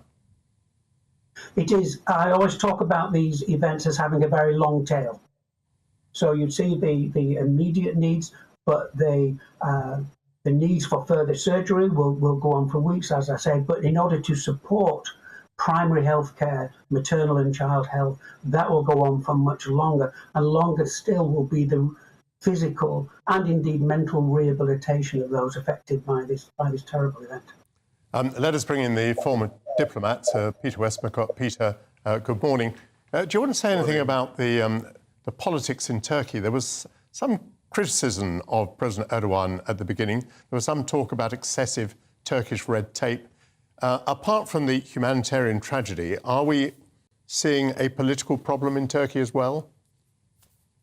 Well, you're right. There was criticism at the beginning, and there was a very sharp contrast drawn between the speed with which the military and other authorities reacted 20 years ago, the last time Turkey had a huge earthquake in 1999, which, by the way, killed 17,000 people near Istanbul, and the way in which not much happened for the first few days. It's partly because the military have less of an important role in Turkish society these days and don't get on and do stuff without being told. It's partly because there's no longer a prime minister, because the president has taken all powers to himself, and so much depends on what the president says and when. And he admitted, he's now been to the region 3 times, President Erdogan, he did say we were slow off the mark.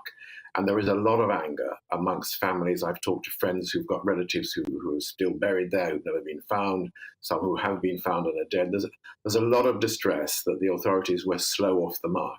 And this is compounded a bit by the politics, Michael, that in May there are due to be some very important presidential and parliamentary elections in Turkey.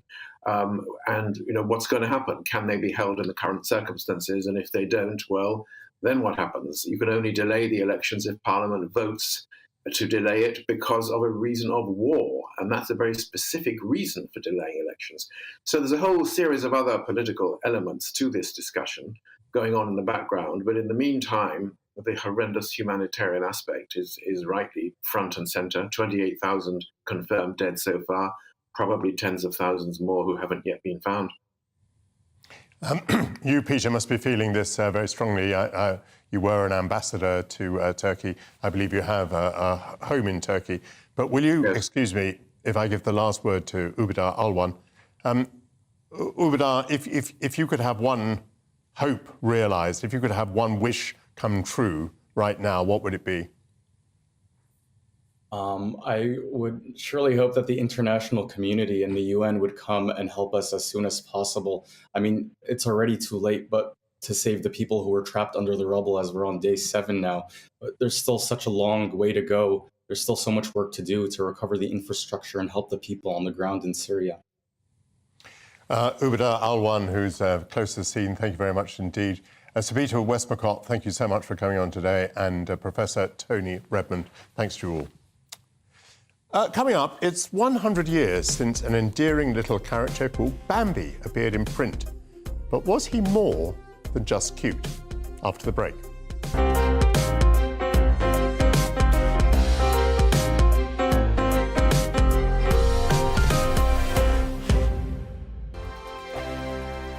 Here on GB News Live, we'll be keeping you in the picture, finding out what's happening across the country and finding out why it matters to you. We'll have the facts fast with our team of reporters and specialist correspondents. Wherever it's happening, we'll be there from 12 noon on TV, radio and online. GB News, the People's Channel, Britain's news channel.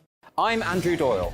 Join me at 7 o'clock every Sunday night for Free Speech Nation, the show where I tackle the week's biggest stories in politics and current affairs with the help of my 2 comedian panellists and a variety of special guests. Free Speech Nation, Sunday nights from 7 on GB News, the People's Channel, Britain's news channel. I'm Michael Portillo. Join me on GB News on a Sunday morning for topical discussion, debate, arts and culture, and sometimes even ethical dilemmas. I don't always agree with you, Michael. Michael Portillo, Sundays on GB News, the People's Channel, Britain's news channel. Join me, Nana Akue, Saturday and Sunday afternoons on GB News.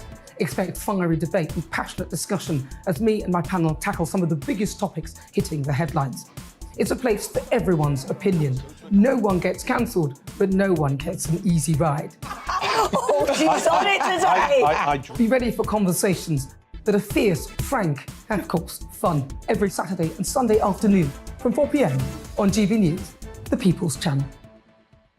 We are GB News, and we'd like to say thank you to each and every one of you for bringing us your conversations, for helping our great nation find its voice. We are here for you on radio, television, and online. Across England, Scotland, Wales, and Northern Ireland. It's not the BBC, you actually get your facts right. We are proud to be GB News, the People's Channel, Britain's news channel.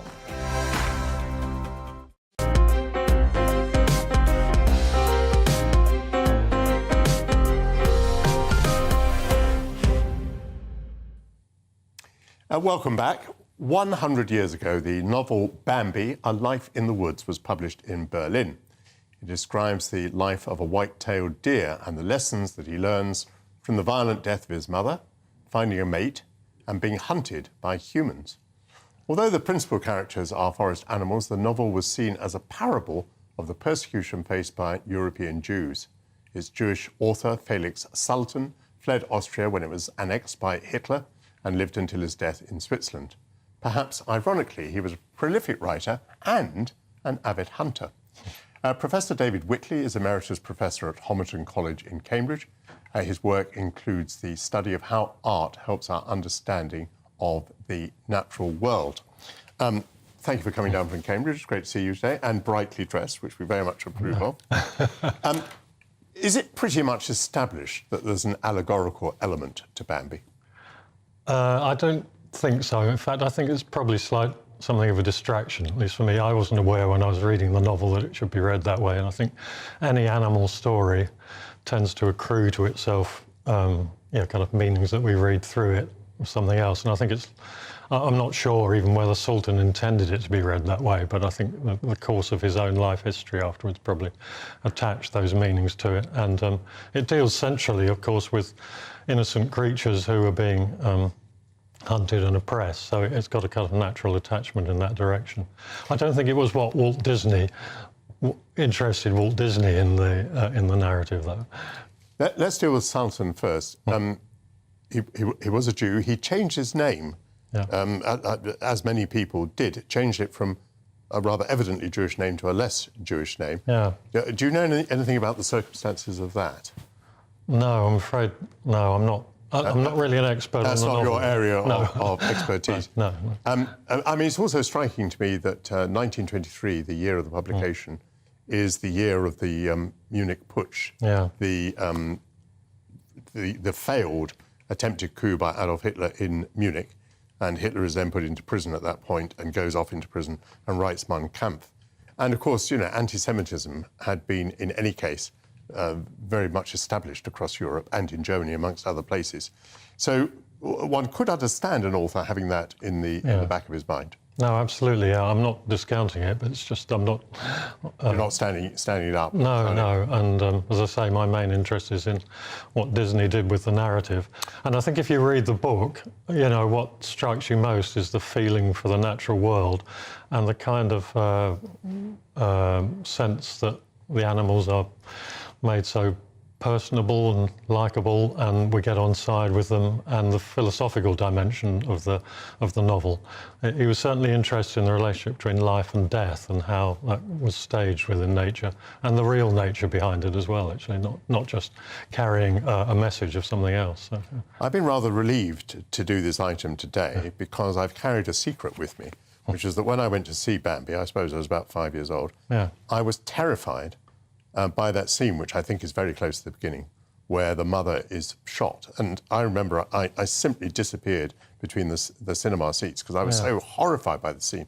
And I used to say afterwards, but that was not suitable for children. I found that deeply shocking. I mean, here I am, I'm remembering this 65 years later. Yeah. So, I mean, the violence is very much a part of it. Absolutely, yeah. And, I mean, it's interesting in terms of the kind of risk-taking. Disney is sometimes seen as being rather anodyne and sugary for children, but in fact, particularly the early films, had a number of really frightening elements within it. And I know, psychoanalysts have written about children's trauma and the degree to which that scene plays to it, but also in some ways, I think, holds something back as well. I mean, it's interesting that you took that so full on, but I know that there are some children who don't quite understand what's happened to Bambi's mother, because it's alluded to rather than being shown directly. Bambi's mother you never actually see the body. There was a long discussions in the studio about how they were going to handle it because they knew it was so sensitive. So what they do is to have the chase. They're alarmed by the hunters of being there. Bambi and his mother behind him, running rapidly through the landscape. And then you hear shots, but the camera just tracks through with Bambi himself, and he comes back to the safety of a forest glade. And then his father, Prince, comes and tells him that his mother's not going to be able to be with him anymore. It is very moving, but it's funny that... It certainly did it for me at the time. Yeah, you obviously caught the whole meaning of it fully. Do you think, moving away from, whether it's to do with the persecution of the Jews, do you think that Walt Disney wanted to say something about the destruction of nature? Yeah, I do, yeah. The hunting lobby disliked the whole idea of the film and tried to campaign against it even before it came out. I don't actually think it's the most powerful film against hunting. It pulls its punches to some extent because it never shows any of the hunters. So it's not like Beauty and the Beast, where the hunting instincts of Gaston are very satirised and so on.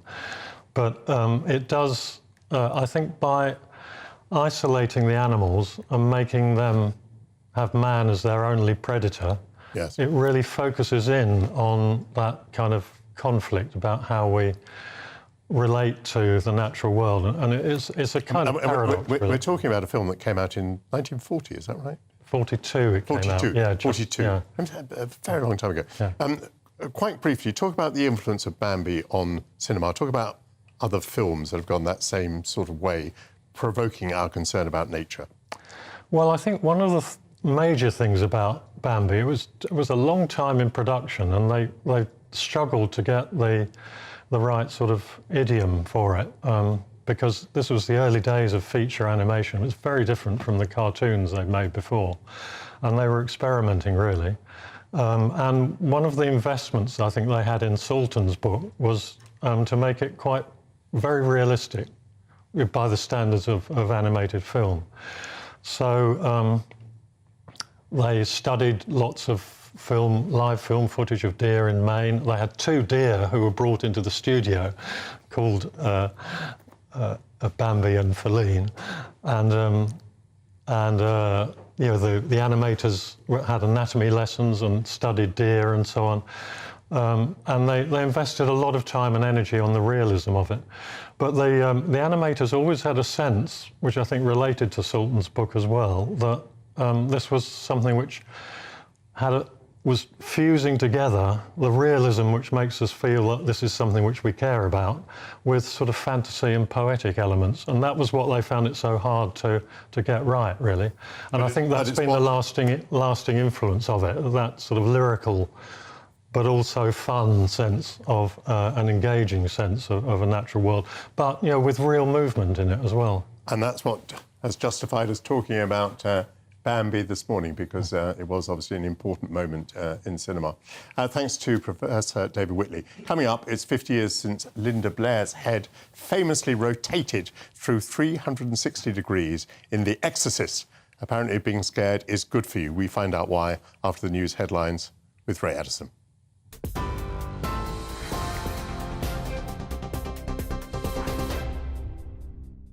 Thanks, Michael. 12:31, here's the latest. A teenager has been charged in connection with disarray outside a hotel housing asylum seekers in Knowsley on Friday night.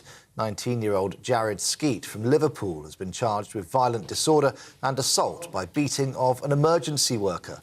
He'll appear at Wirral Adult Remand Court tomorrow. Merseyside police say the violence, where the fireworks were thrown at officers and a police van set alight, left an officer and 2 members of the public injured. 14 other people have been released on bail. The Labour Party is urging the BBC chairman to consider his position after MPs found he breached standards when applying for the role. The cross-party committee says Richard Sharp made significant errors of judgment when he failed to declare that he'd helped Boris Johnson to secure a loan when he was PM. Shadow Culture Secretary Lucy Powell is questioning whether he's still able to uphold trust and independence at the broadcaster. Turkey has ordered the detention of 113 suspects in connection with the construction of buildings that collapsed in Monday's earthquakes. It comes as the death toll in Turkey and Syria rose to more than 28,000. Some rescue operations have been halted in Turkey after reports of looting, whilst hundreds of thousands of people have been made homeless in the middle of winter. Workers at Heathrow Airport are to vote on whether to stage fresh strikes after rejecting the latest pay offer. Unite says over 3,000 of its members, including security guards, engineers and firefighters, will begin the month-long ballot later this month. The union says the offered 10% salary increase amounts to a pay cut when compared to the rate of inflation. And a second unidentified flying object has been shot down by the US military, this time over Canada. Canadian forces will now recover and analyse the wreckage of the cylindrical object. It's believed to be similar to the Chinese surveillance balloon, which was shot down off the coast of the US a week ago. On TV, online and on DAB+ radio, this is GB News. Back now to Michael.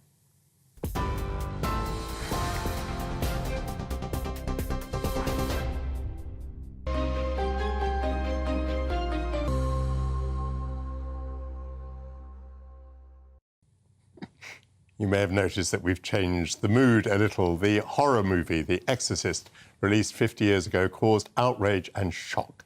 Renowned evangelist Billy Graham proclaimed that the devil is in every frame of the film. And the hate mail that was sent to the star Linda Blair forced Warner Brothers to hire bodyguards for her.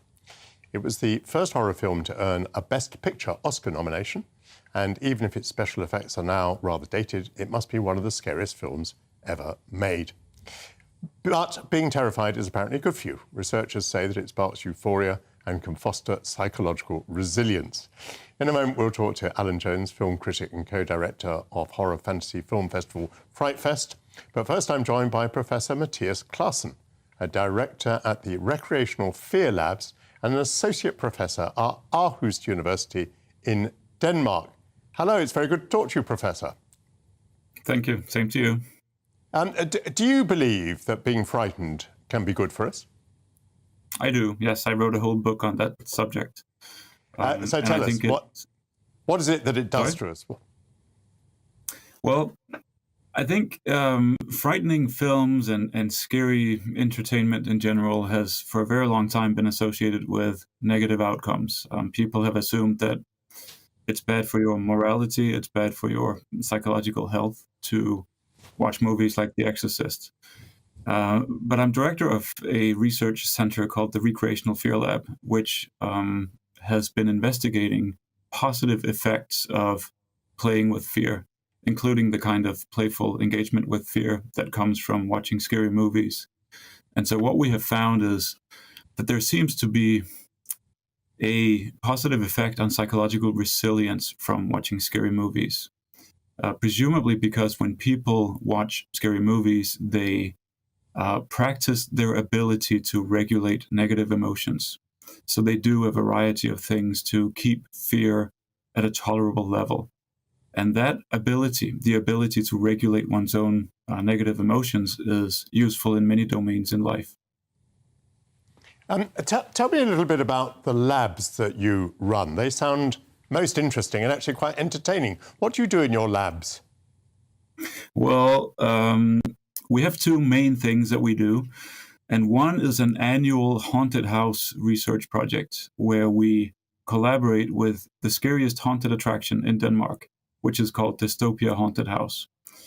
It's a huge abandoned factory located in something called Dark Valley, where every October for Halloween, 4,000 or 5,000 guests flock to this abandoned location to walk through 50 rooms filled with scare actors and frightening effects and gore and so on. And this is a very unique data source for us because we can measure fear levels, enjoyment levels. We can ask the guests about their experience. And so we've been doing studies every year for Halloween at the haunted attraction in October to learn about the relationship between fear and pleasure, to learn about bonding effects that might come from seeking out frightening entertainment in groups, to learn about the physiological effects of playing with fear. So that's one thing. That's the kind of field study where we travel to a haunted house with a whole crew of research assistants and equipment. The other thing is actual lab studies where we have a physical space where we might invite people in and put them in front of a big screen and show them a horror movie and measure heart rate, how much they sweat, skin temperature, do eye tracking studies to measure their attention. And then through that very controlled setting, try to get deeper into the psychological and physiological machine room of horror. Mathias Claassen, that is absolutely fascinating. I think you have a wonderful job, and I can imagine people wanting to join you in that extraordinary research. Thanks for joining us this morning. Thank you. Alan Jones, so you're a film critic, and you run a fright festival. Mm-hmm. What's the importance of The Exorcist in the history of cinema? Well, it's one of the key landmark films of all time. I mean, there's so many of them: Psycho, Texas Chainsaw Massacre, of course. Even Don't Look Now, which is actually the 50th anniversary of that too this year. Yes, I remember. Absolutely. And so, yeah, I mean, it's hard to put across. I was at the premiere of The Exorcist all those years ago, and it's hard to put across the actual palpable fear that people felt in that cinema, really. A lot of it was people were, acting up outside. There was a lot of demonstrations, and even going in, you felt sort of like slightly scared about that. But it did deliver. As you say, the effects are a bit hokey, hence they're remaking it this year anyway. You'll see it, another version at the end of October. But it was a very important film. It did make a lot of money. It was one of the few films who actually had big stars in it at the time, Oscar winner. And as a result of that, it sort of like impacted on the horror industry where you wouldn't believe from that moment on. And I think we're still going through that. Why was it able to do new things? Was it a leap in technology? Was it simply throwing more money at the question? What was it that made it different? Well, there was the big budget aspect of it, of course. It was based on a massive bestseller, remember, too, which had so people really wanted to go and see it. And Dick Smith, who was the actual makeup effects man at the time, was actually sort of pioneering new fields in that area. I mean, yeah, sure, the revolving head would never work anyway, but with everything else, it was very, very, cutting edge at the time. Now we've come on a long way since then. But it's, and would use CGI now probably more than we would anything else. But at that time, it was like the best you could actually watch. So what are the children and grandchildren of The Exorcist in movie terms? Oh, still going on. I mean, as the... It's funny because I do believe that video, DVD and the internet have actually formed a whole new fan base. Back then, if you were a horror film, you went to see them, didn't matter. Now you've got access to everything. And as a result of that, that's why our audience, and especially the female demographic, has grown quite strongly, because there is now so much content you can see all the time. So as a result of that, we're just seeing, I mean, everybody mentions that, don't they? It's scarier than The Exorcist. They go back. A lot of critics still do that. They will actually compare films now to back then. And so it's William Friedkin minted a masterpiece, and he's still living off it. I wonder if one should be a bit of a purist about this. I mean, surely the proper horror film experience is in a cinema. Absolutely. Shared with other people. No, true. That's on why, the big screen. That's why Fright Fest, my festival here in London, works, because you're in a shared space. You're experiencing that. I mean, you should come along, Michael, actually, because then you'd see people cheering at the best gore effects, laughing. We'll get Matthias to measure the effects of it. Absolutely, there is that too. But I mean, it's always good. And also, there is a lot to do. I'm glad to hear from Matthias that I'm actually quite well adjusted when it comes to this sort of stuff. But I mean, when, usually the fear comes and there's a laugh at it. So there's that sort of release as well. So that's one of the reasons why I think a lot of people do go. And it's just so great sharing that experience with a lot of people in one cinema. And the Fright Fest just brings together films that have already been made, or is there... No, it's all new. Everything we show is a premiere. It has to be a UK premiere. It can't be anything else. We would go for world premieres and European premieres. That's why last year we programmed... So is this a lot of indie stuff, a lot of low-budget stuff? Yes, but also, no, Disney are on board. We have all the major studios come on. We were the first people to show Barbarian, which is one of the biggest hits of last year. Horror is going through a major, major upswing at the moment, and I do think that's a lot to do with the pandemic, actually. I think because we were all so scared back then. We were going through an apocalyptic time. We were still having to pay the bills, but it was a different type of apocalypse, and I think people now have come through that and want to be scared again properly. And I think that's one of the reasons why our audience is, and I go to a lot of festivals around the world, and they're growing too. Fright Fest is which cinema, which month? It's in the end of August, bank holiday, and 5 days. Come along, 80 movies, you'll love it. Come. What better way to spend the August bank holiday? Thanks to Professor Matthias Clausen and to Alan Jones. Coming up, chocolate isn't immediately what comes to mind when thinking about being vegan. We find out what chocolatey treats veganism can offer us. That's after the break.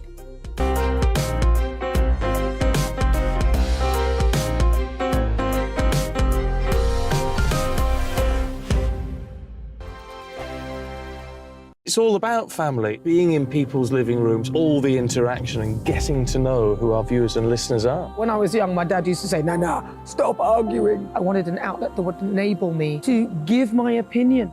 People are going through a really hard time right now, and I know that you don't feel like you're being listened to by the establishment. I came to GB News because it's the People's Channel, and I want the audience to have their say on the events of the day. We're dynamic. We do something different. Democracy shows that the wisdom of the nation is in its people.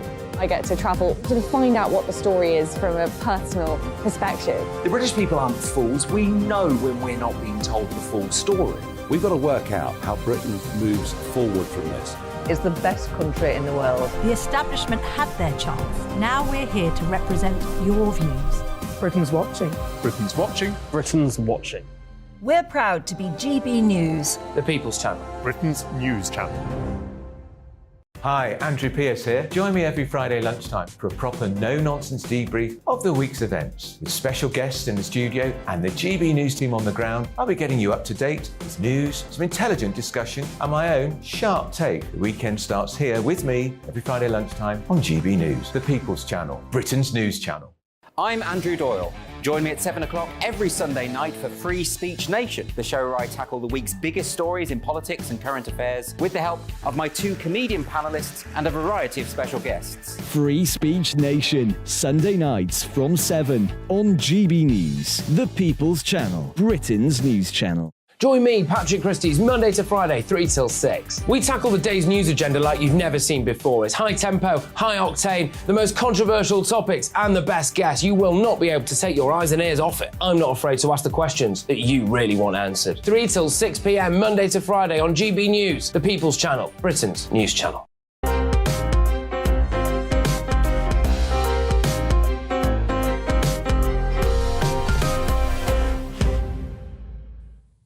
When I say vegan, you may think of tasteless vegetables, boring lentils, and glorified rabbit food. You probably don't think of chocolate. However, my next guest will prove that even those with the sweetest tooth can be vegan. Emma Hollingsworth has followed up her 2019 bestseller, Vegan Treats, with her new book, Vegan Chocolate Treats. Hello, Emma. Lovely to see you. Yes. And you have brought in the most wonderful selection of food. We should describe for viewers that we're being overpowered by the fragrance of chocolate here. Yeah, it definitely does smell good. It does smell good, and you brought so many wonderful things. Now, the most basic question, why is chocolate not vegan to begin with? What goes into chocolate that makes it not vegan? That's a good question. So normally, in your average milk chocolate, you've obviously got a lot of milk. It's the same with white chocolate. That is predominantly milk as well. So obviously, dark chocolate doesn't have the dairy in it sometimes, but this is kind of accessible to everyone. So there's no dairy, no milk in this chocolate.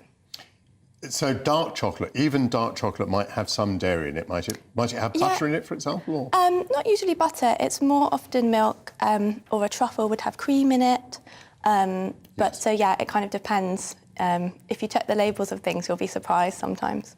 But does it mean that for many vegans, chocolate is basically off the agenda, that they don't enjoy chocolate very much, or they don't see chocolate very much that's suitable for them? I think dark chocolate's probably tends to be okay, but it's more kind of the milk things and also things that include chocolate. So, I mean, this kind of things like maybe a flapjack, you know, that would have butter in it, or other loaves and cakes and chocolate bars and things often have chocolate. So it's also the things, the kind of other confectionery that vegans often can't enjoy. Are you a vegan yourself? Yeah. And you enjoy a life of a full palate, of a palate that's fully satisfied you? Yeah, I mean, I didn't used to. When I started, I actually cut out dairy for health reasons about 7 or 8 years ago.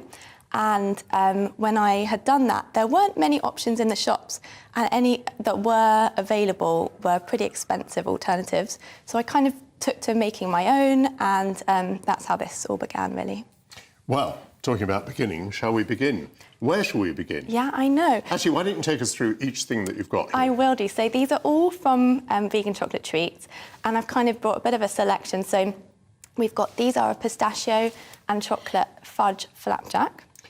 And you put a lovely marbled effect on those. Yeah, which is actually, I mean, I'll explain it in the book, but it's very simple to do. Looks kind of fancy though. And how have you got the butter out of the flapjack? Well, instead of butter, I use things like peanut butter or cashew butter, or in this case, pistachio butter, and also coconut oil, which gives a good kind of similar consistency and texture as well. Pistachio butter? It's really good. I think that's going to be pretty good.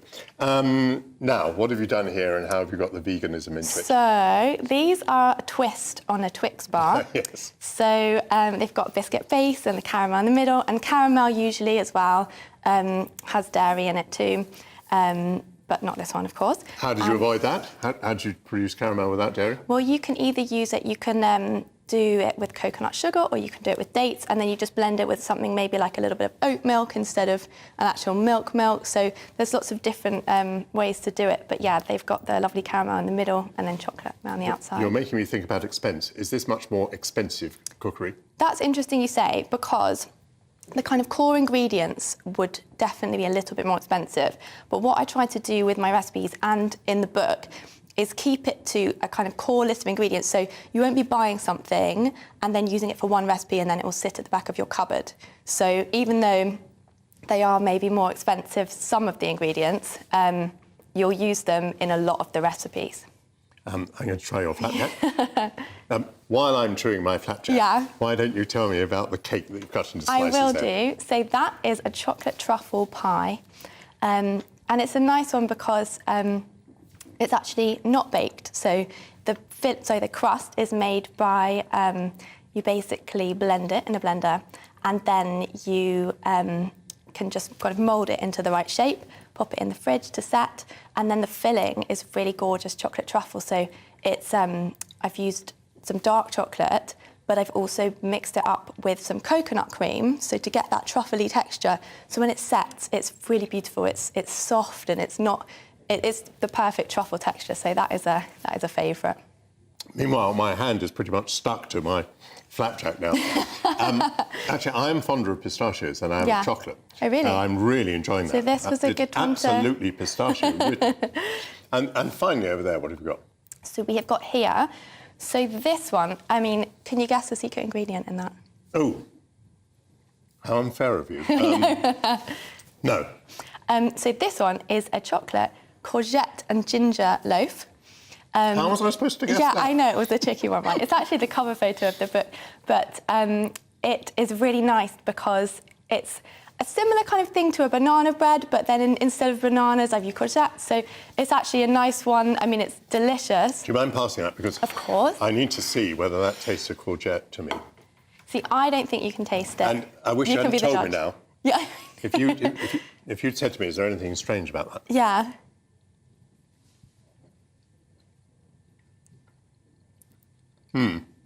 It's absolutely pleasant. Now that you've said it. Yeah. Now that you've said it. Yeah. I guess I can detect a little hint. The ginger, though, is quite good to kind of works with the chocolate. So you get those flavours first, I think.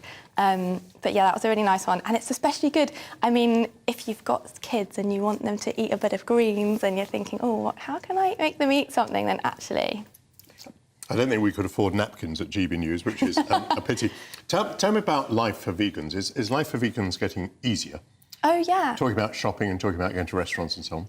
Oh, 100%. So when I first started eating this kind of way 7, 8 years ago, it was a bit tricky, and you'd often go to a restaurant and you'd end up just ordering all the side dishes. So it was quite tricky then. Having said that, now it's just becoming, I mean, these things, I guess, it's more in fashion, so it becomes more prevalent everywhere. So now it's really not difficult to find things, which is great. And if you're going out with non-vegan friends, so you're going to a generalised restaurant, do you find yourself having, say, more than one choice of main course? Yeah, there normally is. And also, I mean, my husband and kids, they're not vegan, so they, we don't tend to go to specifically vegan places, and there's always something. And do you try to convert your family? Are you worried about the fact that they haven't joined you in veganism? No, not at all, actually. So my husband is also a massive chocoholic, so he loves all this kind of stuff as well. But he also, I mean, I actually think everyone is different, and my kids as well. I mean, my main thing is that they just have a good relationship with food, so I don't want them to cut out food groups or anything, and I'll just kind of educate them on why I eat the way I eat, but let them kind of choose their own path. And are you a vegan for ecological reasons. Is that the main driver? I mean, that's obviously an added benefit. I feel like I'm doing some good.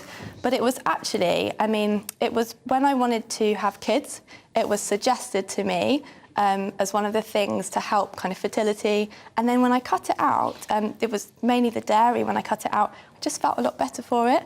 And I think a lot of people are intolerant to dairy and they might not realise it. I mean, some people I think probably fine. But yeah, for me, I just feel a lot better for eating that way. Emma Hollingsworth, thank you so much. Thank you for bringing so all much these for having treats. me. I don't know whether you allow the crew outside maybe to tuck into them now. Yeah, I think absolutely. they will enjoy them very much, and they'll be eating them, obviously, on behalf of our viewers. Alistair Stewart is up next. Hello, Alistair. What have you got in mind for us today? Good morning, Michael. I was listening to Today in Parliament during the week, which is a terrible habit I have, which you may share with me, I don't know.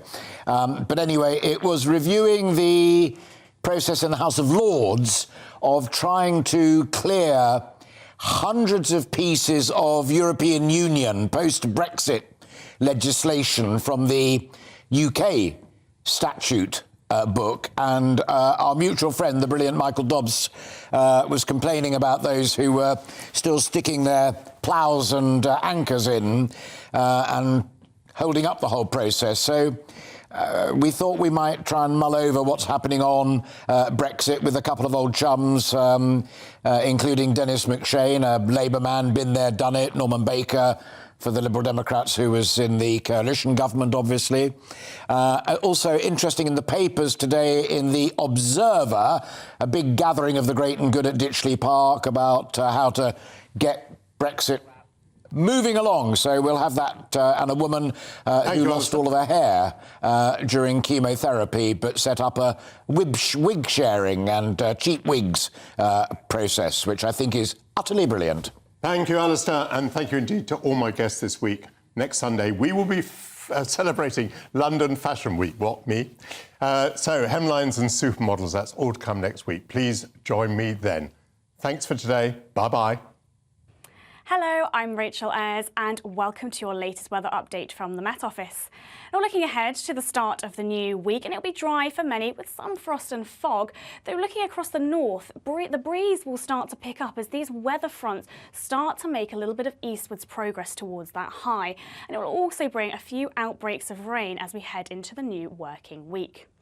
But back to this evening and overnight, and with some clear spells around for northern and western areas, we could just see a few patches of mist and fog forming. Be mostly cloudy elsewhere, though we might start to see a few clear spells developing in the far southeast towards the early hours that could just bring a few patches of fog. Be a mostly mild night with all that cloud around, but there could just be a patch of rural frost for northern and eastern areas. So a cloudy start to start the new week, though as we head through the day on Monday, that cloud will start to lift and break and will bring some sunny spells, particularly as we head into the late morning and the early part of the afternoon. Temperatures will be once again above average for the time of year, with highs of 10 to 12 across the south. Now, as we go ahead into Monday evening and overnight, with a few more in the way of clear spells, there's a greater risk of frost and fog. The greatest chance of seeing fog will be across the southeast, so we've got the lightest winds through Monday night.